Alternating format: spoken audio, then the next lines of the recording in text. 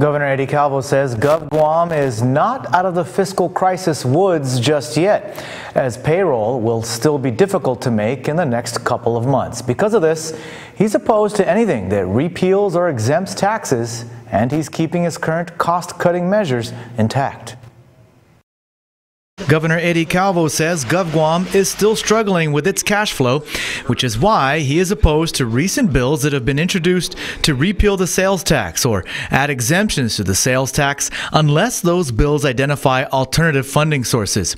Senator Mike Nicholas has introduced a bill to repeal the recently signed Bill 248 that will raise the business privilege tax by 1% beginning on April 1st until September 30th and create a 2% sales tax beginning on October 1st. Senators Regine Bisco-Lee and Fernando Esteves have introduced bills that exempt necessities from the sales tax. GUAM was projecting a $67 million shortfall in revenues due to the Trump tax cuts. Bill 248 was passed and signed into law to provide roughly $30 million for this fiscal year. The governor is adamant that this fiscal crisis is a real crisis that needs to be addressed with some form of real additional funding. If they are to introduce legislation that will take out funding that, as far as I'm concerned, equalizes what was taken from the government as a result of tax cuts, then they got to find substitutes. And it's something that it's important. This is not about campaigning. It's not about politics. I'm not running anymore.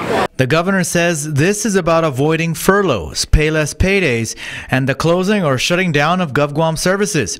The governor says that even with the passage and signage of the tax bill, making payroll for the next few pay periods will still be difficult. The cash flow, even now with the new tax revenues that will come as a result of the increase of the BPT, we don't see the actual revenues coming in until May 20th. So, for the next couple of months, it's going to be hairy. This is why Governor Calvo says he is continuing his cost-containing measures and will be submitting his fiscal realignment plan to the legislature tomorrow.